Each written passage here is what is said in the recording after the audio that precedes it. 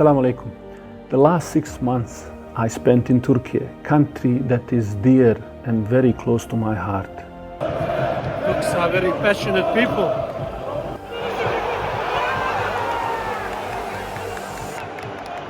I was there to study and learn what is happening with Turkey's economy. Turkey, a country with a rich history, diverse culture, and a population of over 85 million people. Located at a crossroads between Europe and Asia, Turkey is a unique bridge between East and the West, with a heritage that spans centuries. From the ancient civilizations to the Ottoman Empire, Turkey's history is a tapestry of influences that have shaped its cultural identity. Today, the country is a vibrant mix of modernity and tradition, with bustling cities, pristine coastlines, and stunning landscapes. In recent years, Turkey has emerged as a major player in the global economy. Turkey's economy continues to fire on all cylinders. Its GDP grew 7.4% in the third quarter compared to the same period last year. And I'm here in Istanbul actually making a documentary film about Turkey's economy. Today in my presentation I was talking about last 20 years of Turkey's economy. My name is Almir Čolan, I'm from Australia, and I was always captivated by the way economy and finance works. My father used to say, you can judge economy by the movement of the ships and trucks on the road. So whenever you see economy working, people are investing, they are confident about building the business, you'll see the movements in economy.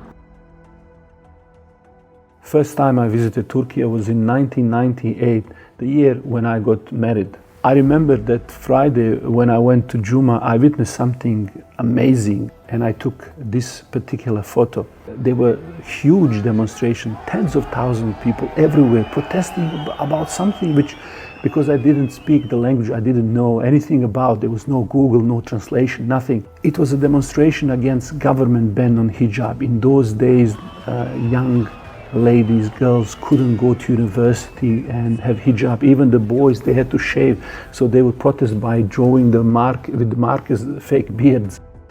At the time, in 1990s, the country was going through deep economic turmoil, high unemployment rates, government and banking system that was not able to support economic growth. This eventually led to 2001 economic crisis, which later led to the rise of AK Party in 2002.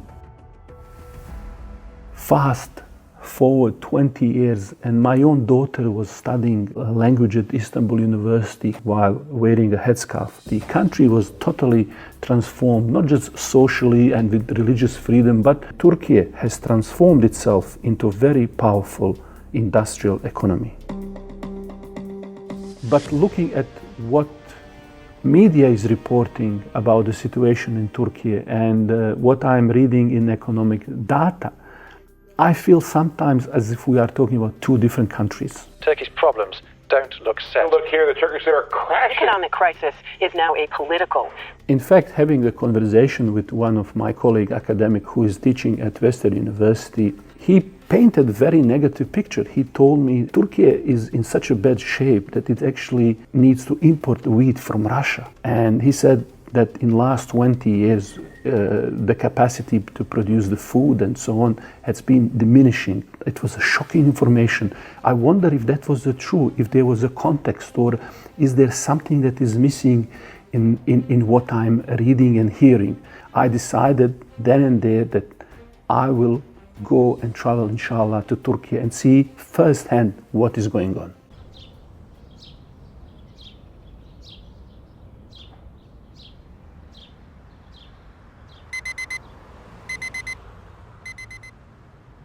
How are we feeling? We are feeling good. Yeah. I can't wait on next week tonight. No sleeping tonight. Okay, you're gonna see. Early morning flight. Beautiful. Thank you guys for dropping me off. My pleasure. Thank you guys for dropping me off. My pleasure. My pleasure to be here. Oh my god, Val, I can't believe it. This is so exciting. We are ready to go.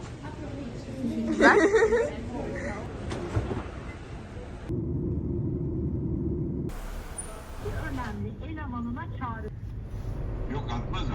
Yeni adım böyle. Hayır zaten. Bak. Meral Akşener atar mı?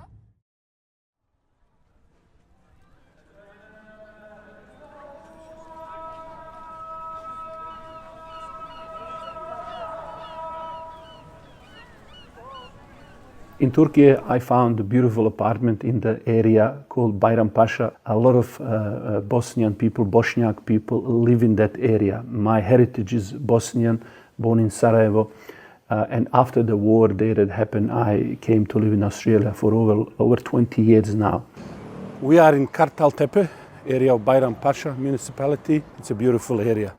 Let me show you around a little bit. As soon as you walk out, the mosque welcomes you. This is what I want you to see. One of the beautiful things here that I really enjoy is after the prayer, people gather here, they drink tea. During the World Cup, we watch the soccer here. Sometimes we have very deep conversation until very late in the night. So people are so friendly, neighborhood is so relaxed.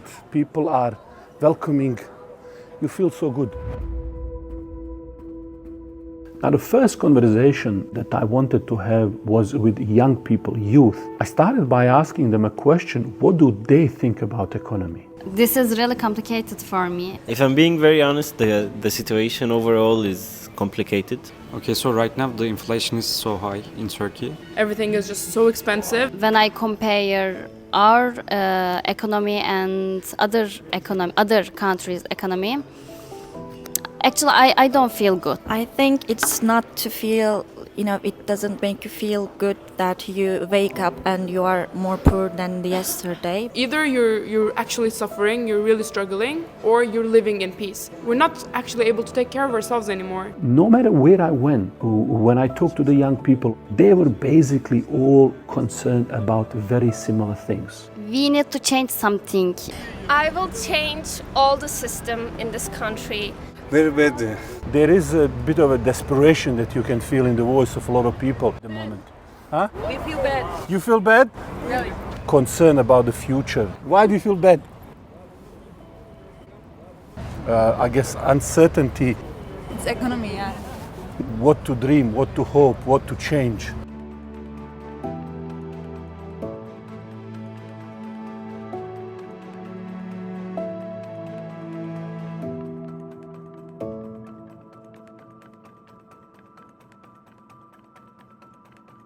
My journey began with a need to understand the country, its people, and how things truly were. And that meant traveling within.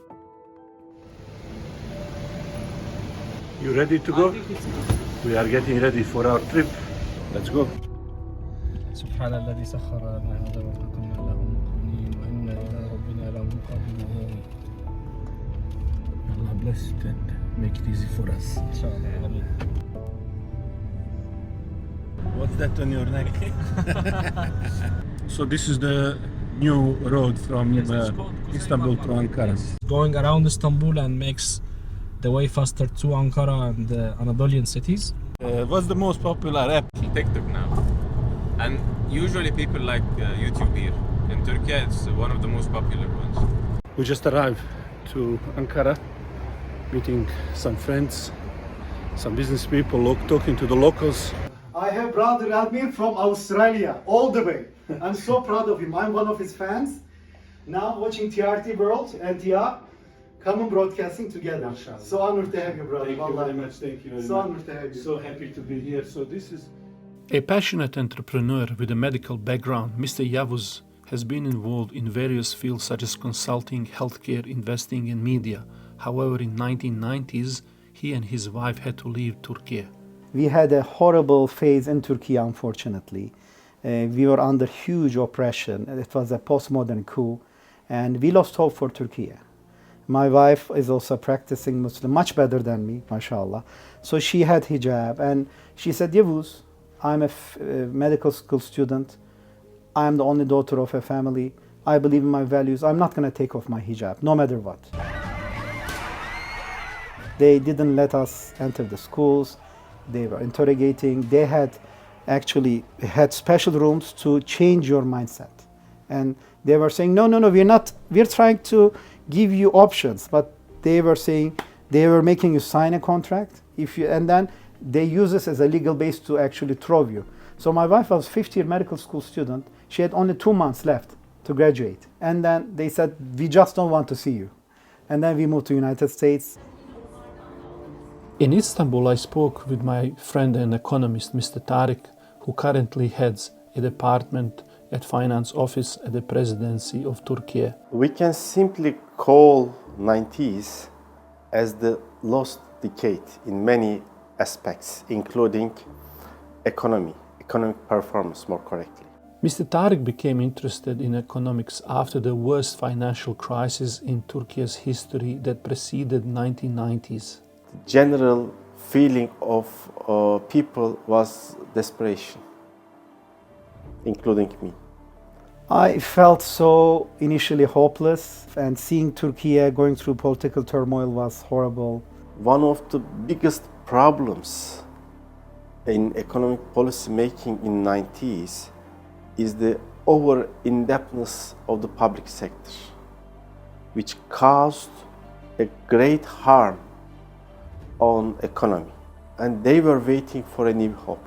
But alhamdulillah, with Recep Tayyip Erdogan, a whole new vision has opened up. That is why, in that election, AK Party came to the power as a new hope for an ordinary citizen. As soon as hijab problem finished, my wife, my mother-in-law, they said, "Khalas, we cannot stop. Wait here. It's our country. We came for a reason. That reason passed. We cannot stay one day here." And then we moved back. And it was our top of career. I was the vice president of, a big French company. My wife was just about to make money, finishing fellowship and all that.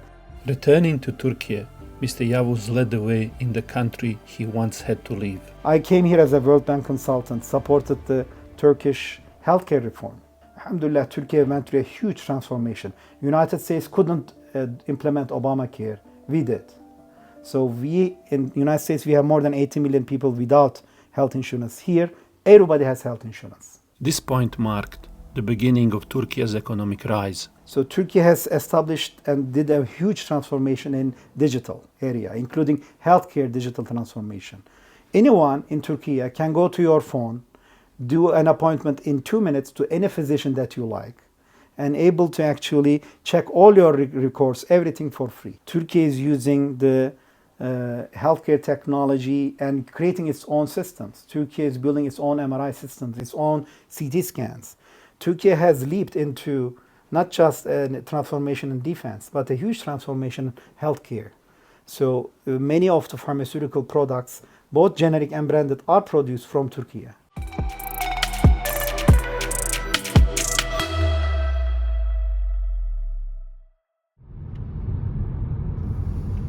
We are now in beautiful city Kayseri, checking industrial zone now, one of the largest in this region. And you were saying that there is about 1,000 factories here. At least. Our guide in a city of Kayseri was Professor Abdul Hakim, medical professional with extensive experience in management positions in academic institutions and leadership roles in various organizations. He also invested and founded a number of startups. Kayseri is very well known from history as a trade city, commerce city. In fact, this culture is so strong that establishing company between friends is something you just do. For example, you go for dinner for your friend's house, and 6-7 friends establish a company immediately. During the dinner, for example, or during we say sohbet. Also in every... We have seen how this works practically. You basically start with the idea, the prototype.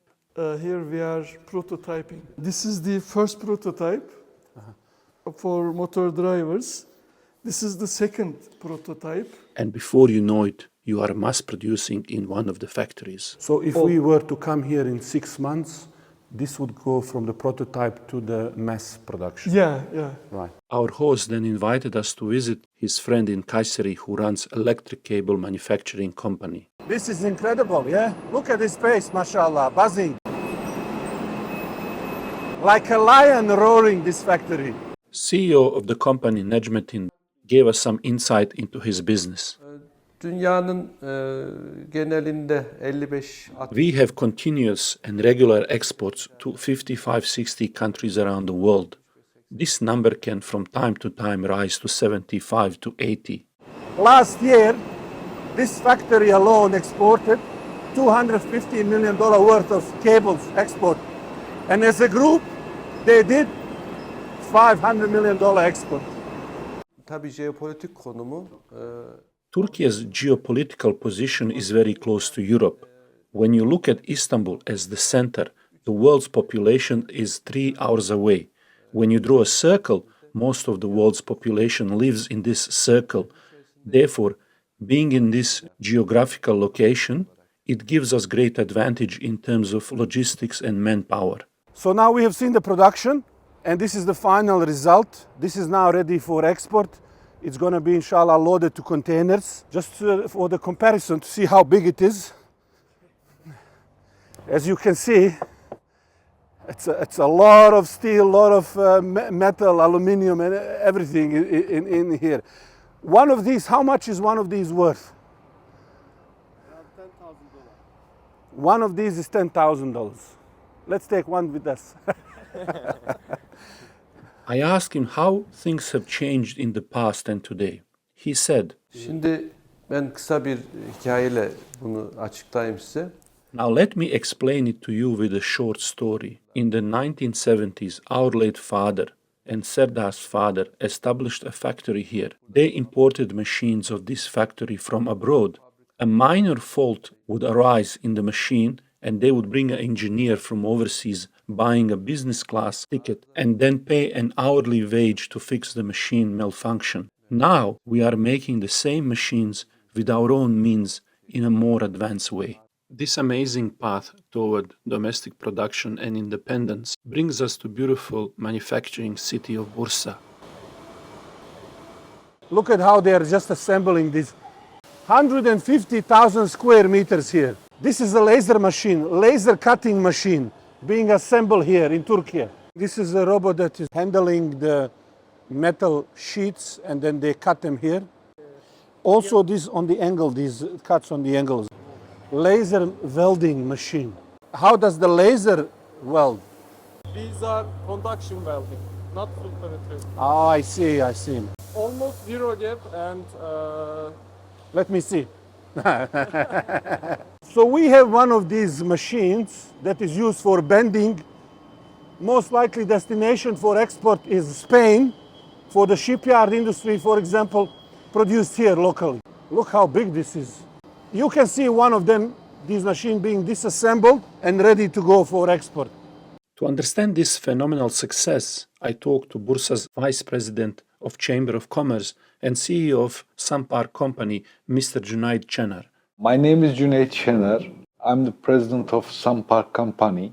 We are designing, manufacturing, assembling parking systems worldwide. From New Zealand to Colombia, from Canada to South Africa, nearly 62 countries in the world. It is a culture in Bursa. Bursa is a city nearly 6,000 years old. This culture is coming in the roots of Bursa, in the blood of Bursa. We try to prepare the people, we try to arrange the system against today's and tomorrow's demands. You put one car up there and make it higher. This is the basic product that we are producing. This is really interesting. You have a parking problem. Yeah. In Sarajevo, in Melbourne, in Istanbul, same. If you want to compete someone, compete with Germany, compete with Italy. So we are trying to produce high technology, high added value products. If you are looking at the picture in short term, you can be desperate. It's true. But you need to do it a long term. What we are trying to do for next 20 years, next 60 years. We are trying to inform young people that be part of our dream, not desperate about future. To be part of our dream, what we are wanting from them, working, to be ready, to prepare themselves for the next step with their education, with their culture, with their passion. They need to do only this. These people, when you talk to them, this kind of people, you see that genuinely their concern is for the young people. They are doing all of this for the next generation, for their sons, for their daughters, for their city, for their country. My passion is about loving my country, loving my people, loving my city. If we can improve my city, my people, my neighbors in the city, it's my passion. Everything that they are doing, there is a dream, there is a vision. They want to do the great job, just like their grandfathers or their fathers have done before. Those people left them a legacy, business, path, identity.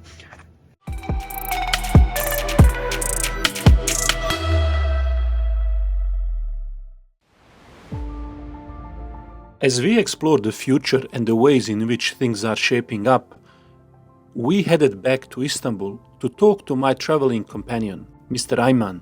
Ayman is a venture-building professional with a passion for entrepreneurship and innovation. Turkey in general, Istanbul in specific, is receiving huge amounts of interest from investors, businessmen, entrepreneurs to come either to expand their businesses, existing businesses, or to set up new businesses in here in Turkey and in Istanbul. Ayman came to Turkey from Egypt because he saw the enormous potential of the country. And the reason behind this is the growing infrastructure, technological and digital infrastructure that is taking place over the past 10 years in specific. This brought him, along with many others, investors and business leaders, to start businesses that now have a global reach, all originating from Turkey. The new concept that we might talk about here in Turkey is digital factories. Not only physical factories that are producing and exporting physical commodities and goods. We can also talk about digital factories where they are producing digital services and technologies and exporting them to the region and to the whole globe. Of course, we have some problems coming from long times history. In economy, the numbers are very important, of course. The theoretical rules indicates that if there is high inflation, then it is an indication for a very bad economy. But Turkish economy is not easy to understand even for Nobel Prize economists. Although I couldn't consult a Nobel Prize economist, I did turn to my friend Tariq, who has a wealth of experience and knowledge in the field. An economy is not just composed of inflation or other macro-financial variables. They are important, I admit. However, we should look at economy in a holistic way. After several hours of conversation, I realized that summarizing the key points from our discussion would be crucial in telling the full story of the Turkish economy. Back in 2002, Turkey ranked 18th among the world economies in terms of GDP size, with GDP serving as a key indicator of economic growth. Then, in 2021, Turkey ranked 11th in the world, surpassing Italy, Korea, Canada, and Spain. Over the past 2 decades, Turkey has emerged as the third best performing country among G20 nations in terms of cumulative real GDP growth, trailing only China and India. The World Bank states Turkiye economy grew 11% in 2021, the fastest amongst the G20 countries. The average GDP growth rate nearly doubled from before 2004 to this decade. Despite depreciation of the Turkish lira. The GDP per capita in US dollars has been increasing since 2020. Steady economic growth boosted per capita income, effectively doubling average household income in last 20 years. GDP performance before and after the AK party took power in the last 20 years is evident. This before and after comparison shows remarkable economic transformation.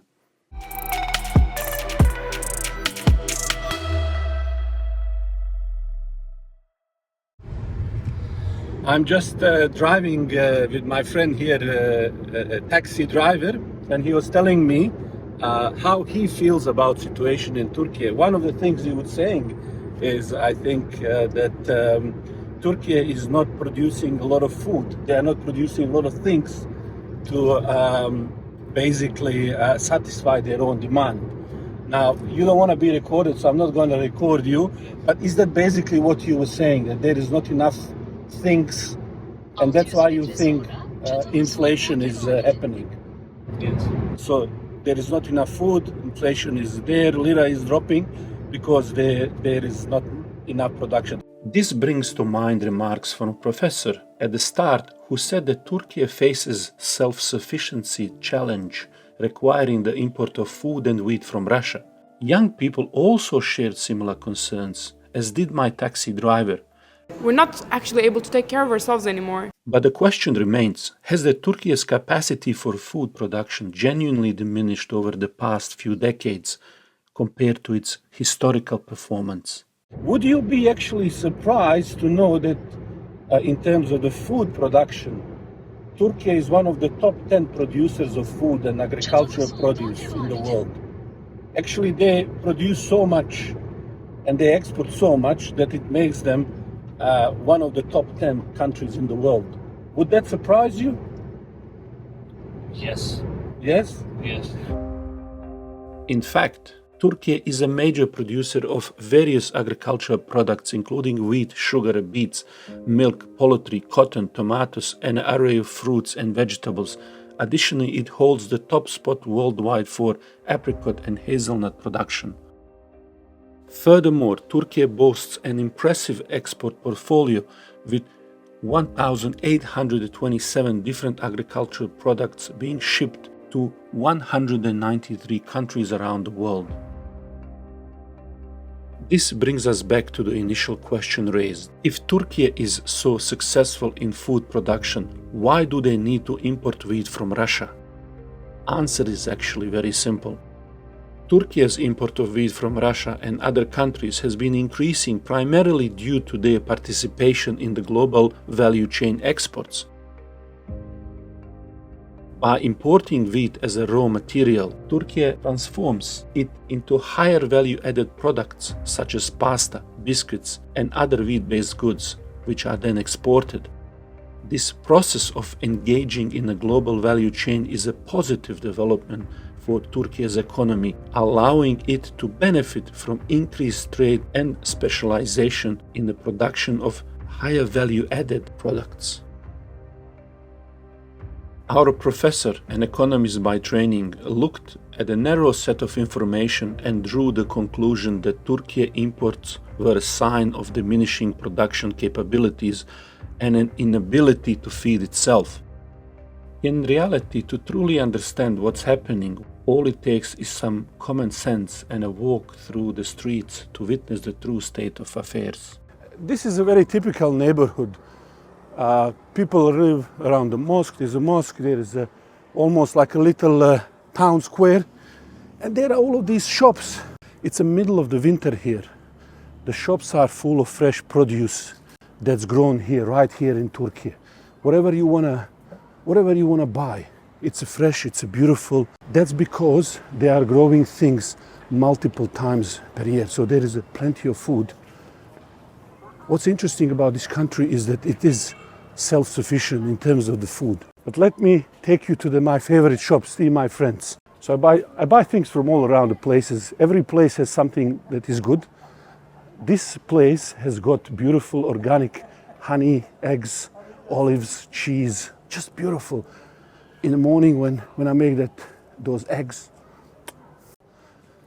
Assalamu alaikum rahmatullah. Rahmatullah, how are Hoş you? Good to geldin. see you. Thank you. Thank you, Thank you very much. Allah Good to razı see you. olsun. So this is my favorite store, as I said. It has the most beautiful things. Let's check it out what's inside. Assalamu alaikum rahmatullah. Top quality honey. Like, look, you can't find this honey, honestly. When I try this honey, local honey, top quality, I always remember the saying sweet as honey. But sometimes you go, you taste the honey, it's not sweet until you try this honey. Olive oil, beautiful. Look at these olives. The most beautiful olives you will ever see. All locally grown, made. If you could sense the smell.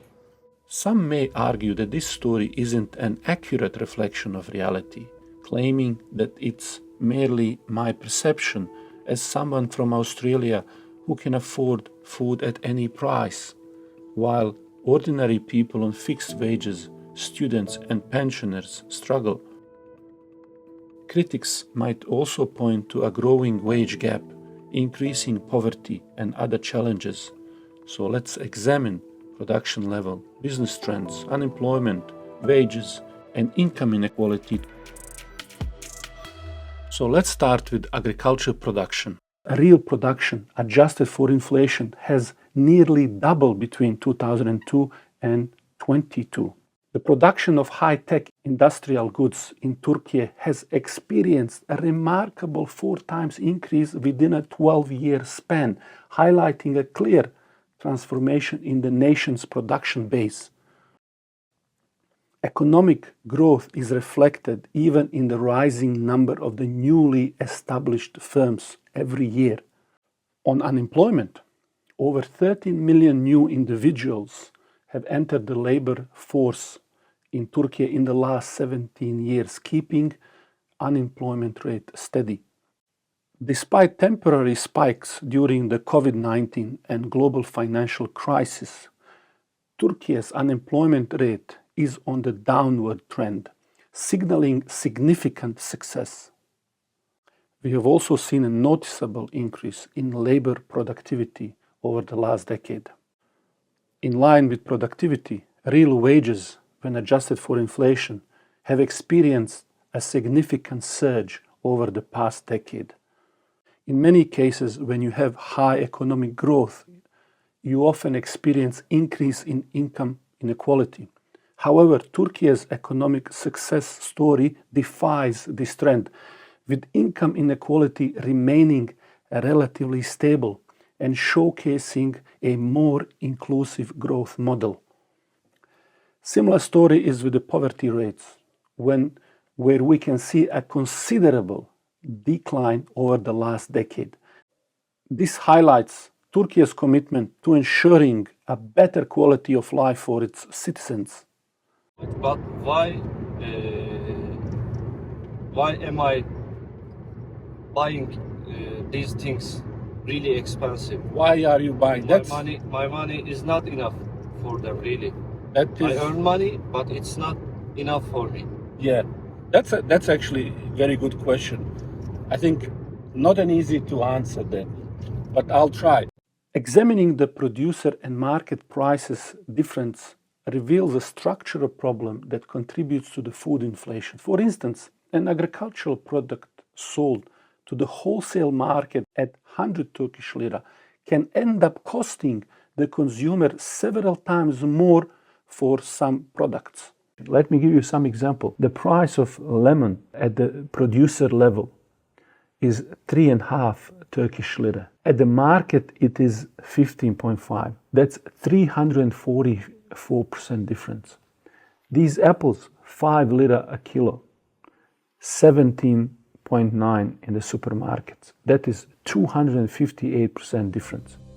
Some of the food inflation we see is a result of exploitation by those seeking profit, but not all. As one of my students, Baturhan, explained, fearing inflation, shopkeepers might make larger price increases sooner to future-proof their prices, actually contributing to inflation itself and fueling panic.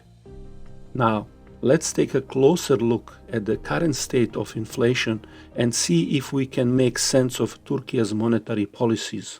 Average inflation rate.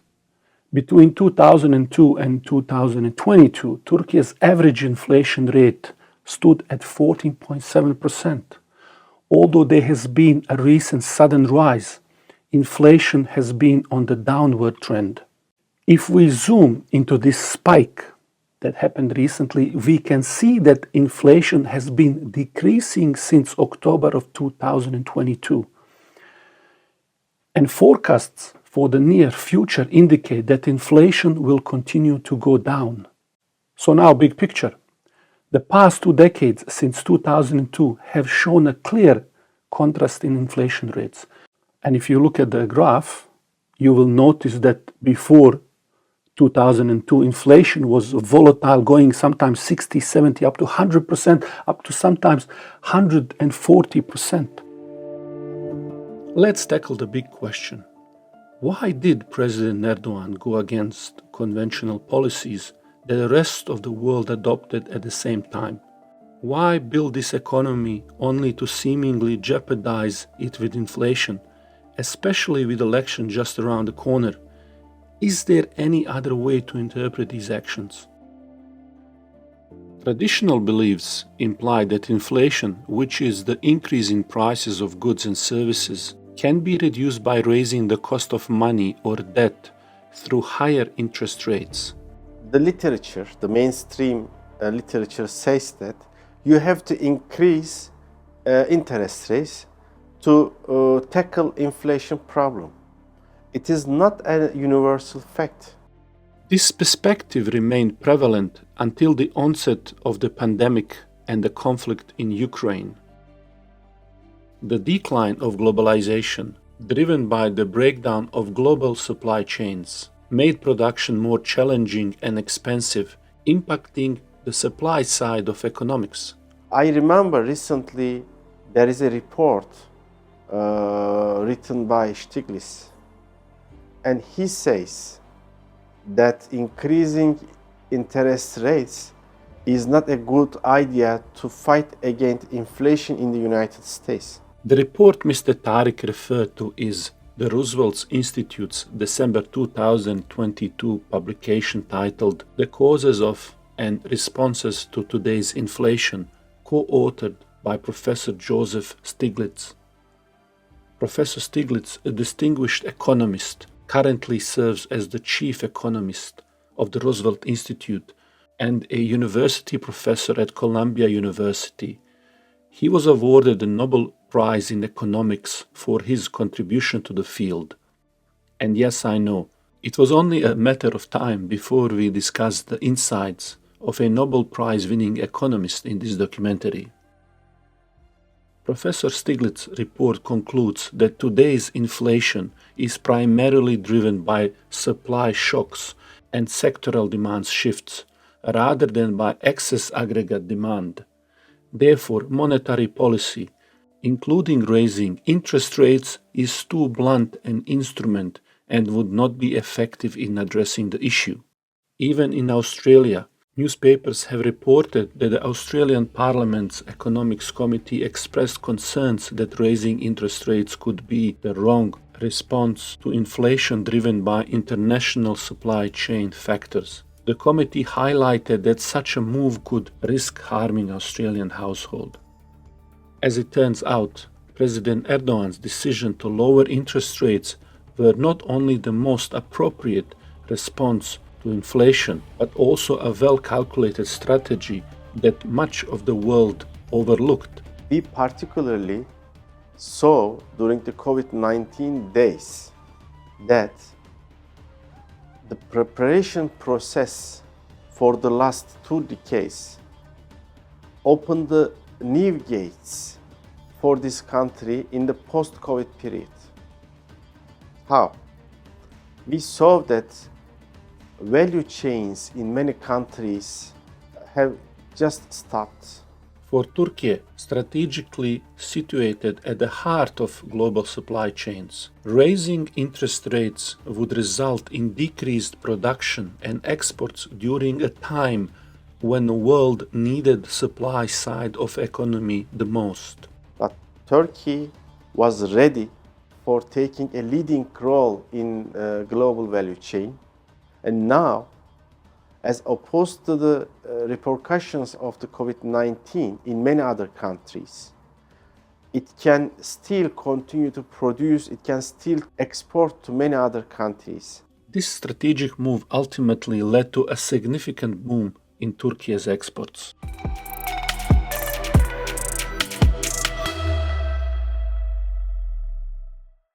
On exports, in 2002, Turkey's export amounted to just over $30 billion back then.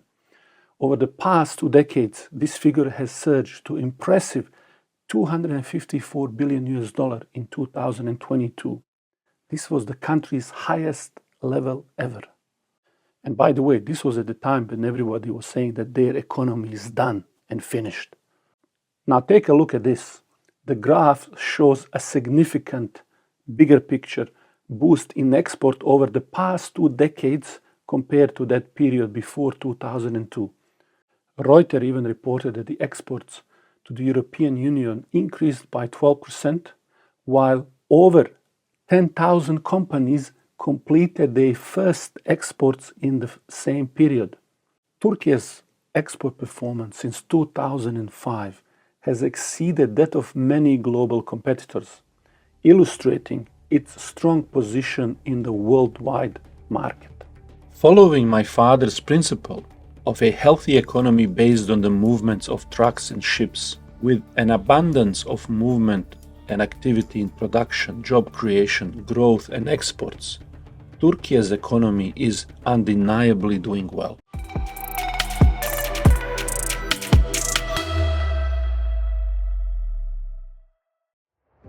Back in Melbourne, I met up with my longtime friend Kazim, who has been following Turkish politics for years. There is something quite unique about Erdogan that many people don't consider. He's probably the first and only grassroots political leader in Turkey.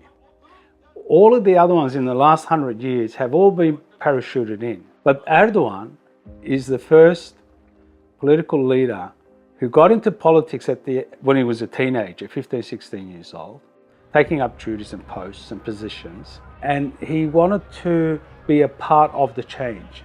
So when he's lived it, he knows what the people have been living through.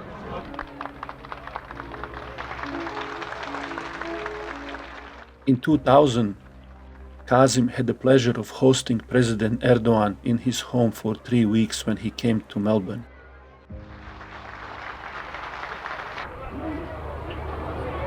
Avustralya'da bulunan Türkiye Cumhuriyetimizin değerli... And he was sick of, lack of education, lack of medication, lack of hospitals in Turkey, roads and facilities and infrastructure, the potholes, the mud, the dirt, the low income, pensioners not receiving any money or hardly any money, people queuing up at the hospitals, for 48 hours just to see a doctor, or waiting weeks to get medication.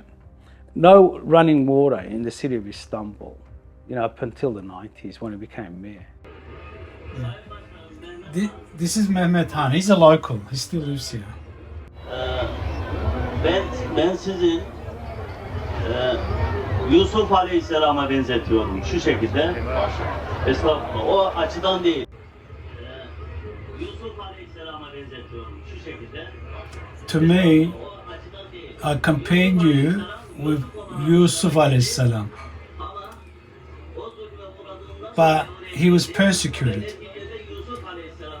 And then he became the Yusuf that we know, with achieving all high status. And I believe that you will end to become the president of this country. İşte Allah'ın izniyle siz de Türkiye'nin reisi cumhuru olacaksınız. Bu millet böyle bilsin ve bu şekilde. So guys, that's what you're going to be. You're going to reach the highest of positions.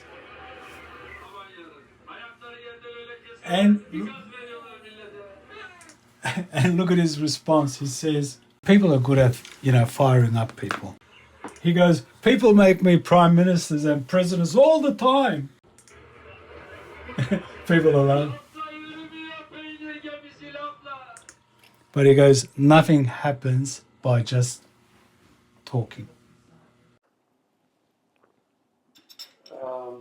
Can you just repeat that story about him driving, like?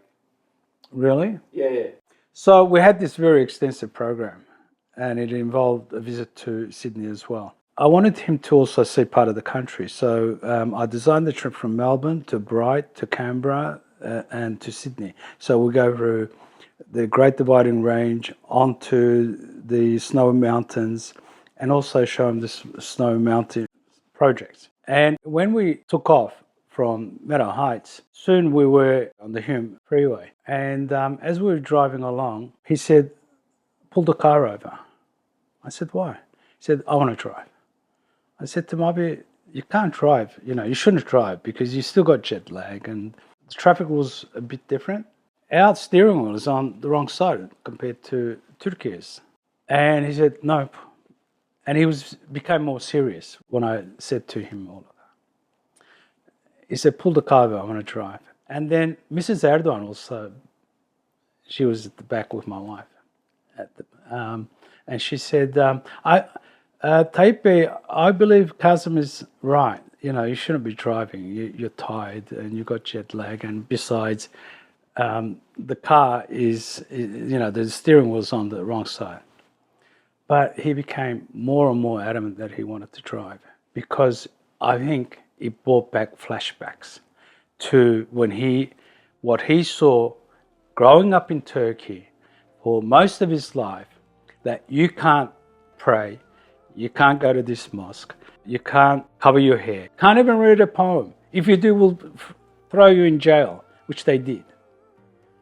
And so someone who has that kind of flashbacks or that kind of subconsciously, things that are tearing him down emotionally, that's what makes the man. So when I said to him, no, you can't drive, he said, what are you talking about? He said, pull the car over, I'm going to drive. And I did. So when Erdogan says we're going to build 500,000 homes in 1 year for the victims of the earthquake, even the opposition doesn't dispute that.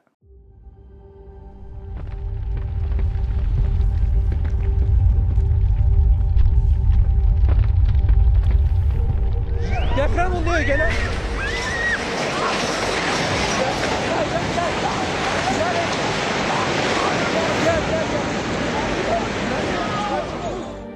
Unfortunately, we woke up to the news of the earthquake. May Allah help those people. Everybody affected, a lot of family lost their loved one. May Allah give them patience, strength to recover. If you can donate something, if you can do something.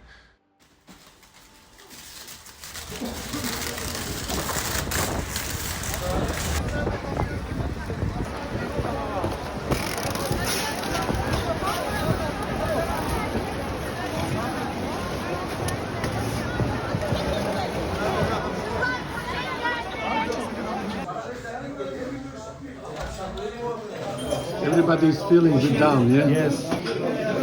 Everybody watching the news and it's the first Juma after the earthquake. So the situation still, everywhere you can feel it. This is going to be, inshallah, a very big experience for us. What are you expecting to see from this earthquake zone? I'm expecting to see sadness and hope as well.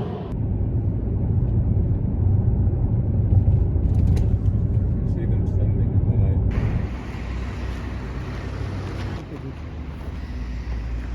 How it all crumbled.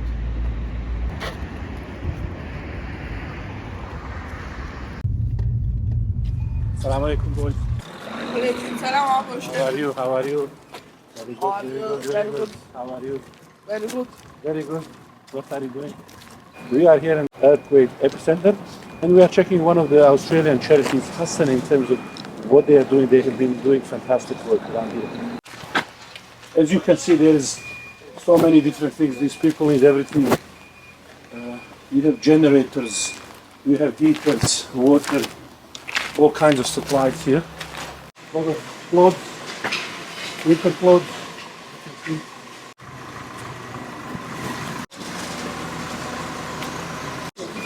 Rice made in Turkey.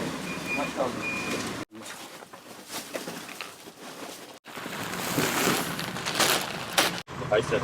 Kayseri. Nerede öğrettin? Kayseri. Also from Kayseri. Also from Kayseri. Again, we say, Alhamdulillah, whatever happened, at least there are a lot of people who jump to help. So no matter unfortunate circumstances, but we have seen the best of humanity come at the time that is most needed.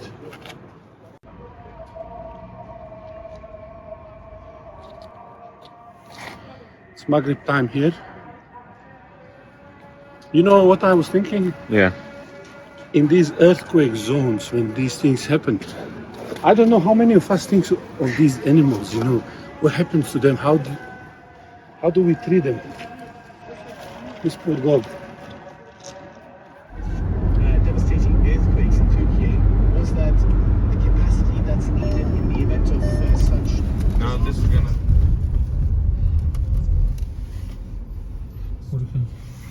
So we are here at one of these locations where you see these new Turkey buildings coming up.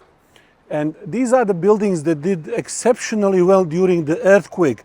Apparently most of them were not as damaged, or they pretty much survived quite well this latest earthquake. And in the past, many criticized them. But as you can see, the work done by government on these buildings is of quality. You know, for these projects to be financially viable, it will have to have some innovative solutions. And this is where strong economy, powerful economy is very important. And this is why I would say, don't measure economy just by few indicators, but think about what country is able to do. Quickly shore up its resources and sort of rise from the ruin. And this is what we see wherever I go in Turkey. I see very hard-working people mobilizing resources, building, and I think we will see in very short time this country back on its feet again, inshallah. Many have asked me, why do I care about the situation in Turkey? Welcome to the Turkish Embassy. Thank you. I gave them answer I gave in 2016.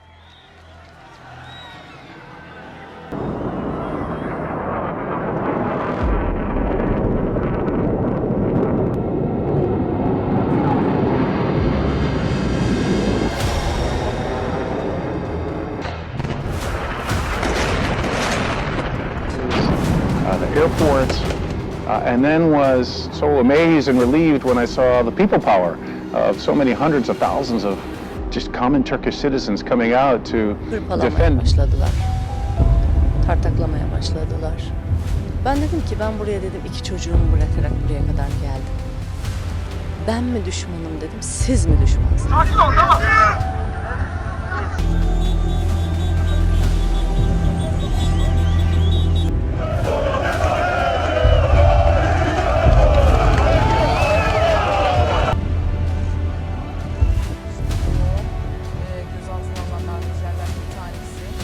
We came from many different organizations and background to say that we are with the Turkey. We appreciate moral and ethical leadership that President Erdogan and his government are displaying. We are very concerned. We follow the situation. We are with the Turkish people and we are here to show our support. But there is more to this answer. And there are compelling reasons why this untold story of Turkey's economy must be told, and why it must be told now. The first reason is simple. I love this story. That is why I am sharing it. The second reason is that Turkey stands at a crucial crossroads. As the next election approaches, truth is scarce, and thoughtful and insightful conversations are missing. Certain media outlets are downplaying the positive developments and amplifying the negative. They are erasing the remarkable story of success and future by replacing it with a new narrative of a sick economy of the world, fueled by old stereotypes and prejudices. This only adds to the polarization and sense of disempowerment. But the way I see it, Turkey has strategically oriented itself to seize future opportunities, aiming to become a leading self-sufficient economy. The key drivers of its growth, beyond a young, educated workforce and technological advancements, seem to be built on this four-pillar strategy. The first pillar of this strategy is building a strong industrial base. This entails the ability to produce and manufacture, whether it's physical goods, services, or digital products. From crafting simple car parts,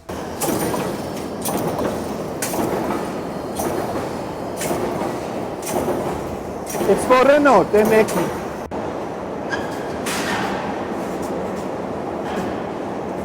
This one is made for the Ford. to manufacturing their own drones and electric cars, and even venturing into space, Turkey has continuously expanded its economic foundation. Production and imports are interconnected, and before we move on to the next point, here are some noteworthy statistics to consider. Consistent with the growth in export, Turkey's import has also surged over the past 2 decades. Now, on the composition of those imports from 2013 to 22, over half of Turkey's imports consisted of intermediary goods, and these are the goods that are used in productions for export. And then from 2021 to 22, the cost of energy significantly increased. If energy prices have remained at their 2015 level, Turkey would have saved over $61 billion on imports. Now, why is that important? This is important when we talk about criticism regarding the current account deficit that some people are raising. Without the burden of high energy import costs, Turkey's current account deficit would transform into a surplus. Now, I know it's easy to just exclude major costs, but on the issue of deficit, by increasing higher value production and export while decreasing expensive energy inputs, and Turkey is working on energy independence, Turkey aims then to balance this out and transform the deficit into the surplus. The second pillar in this four-pillar strategy is infrastructure. Turkey has placed a strong focus on establishing a robust infrastructure that supports its industrial growth. Hard infrastructure like roads, bridges, tunnels, and digital networks, coupled with soft infrastructure in the form of services and institutions, has enabled the seamless delivery of goods and services, both physically and digitally. We are at one of the Istanbul train stations where those fast trains are leaving. If you read newspapers years ago, they would have told you that there is no economy to build railway lines, fast trains, airports, all of this infrastructure. But we are looking at some of these achievements, fast trains, right in front of us. So if you believe the newspapers, according to them, this shouldn't be here. But we are looking at it. The third pillar of this strategy is monetary and fiscal policies. To safeguard this industrial base and infrastructure, Turkey adopted strategic policies. These measures were designed to reverse the effects of dollarization and hence lira usage known as lirazation and foster economic independence. It is not just about protecting the economy from financial shocks, but also about ensuring that policies support economic growth and work in favor of the nation's long-term interests. Here are sample stats to highlight strategic impact of these policies with regards to debt, liabilities, and interest rates. In 2021, Turkey's total public sector net debt to GDP ratio was approximately 1/3 of what it was back in 2002. Turkey's public net debt remains amongst the lowest compared to several large countries worldwide that you see. In the last 2 decades, a key development in public finance has been the considerable reduction in the public sector's interest payments, contributing to low public debt levels. In this graph, you can see interest rates before and now. The comparison is very clear. Before 2002, they would often go to 50%, sometimes 100, and sometimes interest rates would go 200+%. Within the central bank's total reserves have been increasing since 2020. Also, there has been strategic shift in composition from foreign currencies to gold. Since 2005, Turkey's banking assets to GDP ratio has doubled, indicating a robust and growing financial sector. In 2002, unfortunately, Turkey experienced an overshooting of the exchange rate. But despite challenging circumstances, we see Bursa Istanbul has outperformed inflation and alternative investment tools, particularly since 2020.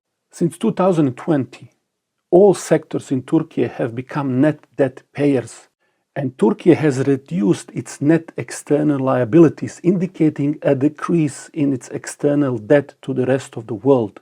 Today, Turkey boasts one of the lowest household debt to GDP ratio amongst OECD countries and even emerging markets. This resilience factor offers significant protection against future financial crises. The fourth pillar of this strategy is energy independence. Energy independence through the exploration of domestic sources like oil, gas and nuclear plays a pivotal role in Turkey's growth story. It not only reduces the need for importation, but also decreases production costs, making the economy more competitive.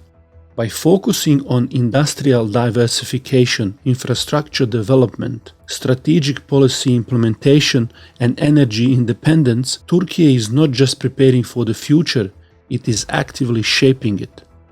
A comparison with neighboring regions such as MENA, OECD, and the European Union further highlights the success of this untold story thus far. Turkey's average real GDP growth rate between 2002 and 2021 is comparable to that of the East Asian countries and significantly higher than its neighboring nations. And therefore, Turkey's average per capita real GDP growth rate between 2002 and 2021 has been nothing short of astonishing. UNDP Human Development Index provides a summary. Turkey's performance in this regard has been quite impressive.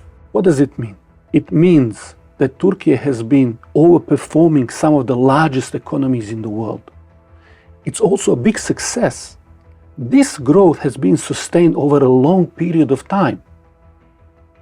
And Turkey has always been underestimated. So when we compare it with the other countries in the region, we see on net it's a positive outcome. Meet my friend Noor, who shared the journey with me, traveled with me, and observed my conversation with young people. Here are some of his own observations after the end of our journey. Seeing different people, different opinions on the economic situation was actually enlightening, especially when you see the gap between different ages. So for me, it was interesting to see the difference between how young people think and how the old people are thinking about the economic situation. I felt like there's a huge gap of how people are speaking on the business management and manufacturing levels. The producers, the company owners, and so on, they have a different perspective than the young people, but there isn't much communication between the two sides. Me as part of them, I previously didn't really see the image the way I see it now. I was previously thinking of it the way I listen to the media, right? Everything is crashing, it's not going well. But as I read and as I listen to more people from the different sides, and as we go to the streets and listen to the people and listen to the numbers, which the numbers growing, which the economy's growth, it's really interesting. It's a case to go through. So what would you advise young people to think about? What are some of the things they should know when they are making we don't want to tell them how to vote, but what should they be thinking as they are voting? What are some of the principles or things they should know or think about as they cast their vote? I would say we need to think of the consequences. This is really important. Go through the facts. Understand what's the situation now. Understand what was the situation before. Compare, instead of comparing with other countries, compare what your country is doing now and what the country has been doing in the last 25, 30 years, right? What's the consequences of your decision? If you choose this party or if you choose this one. This is actually what I think people forget about the most. We want change, and then what's after the change?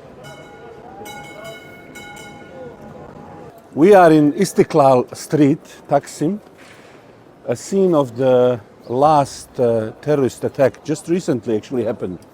And what is interesting with this country is that despite all of the things that have been happening, the country continue to grow and prosper, and they don't buckle up and they don't fall on their knees. The rest of the world is dealing with pandemic and shortage of maybe gas and other commodity because one war. This country is dealing with a multiple issue on the multiple fronts. So to be a president in this country, to lead this nation across this maze of international, local and regional issue takes a really very skillful master player. I think Erdogan is a blessing to the area. He has changed things. If the Western powers are not happy with something, then you've got to think what's going on. If they're happy with some regime or something that's happening around the world, you've got to be really concerned. Something is deficient in capitalism, in socialism. They do something, they get some targets, but not all. Something is defective, and they are looking for something, and only Islam may bring everybody the wealth, the happiness. The next 10 years, there's a snowballing effect.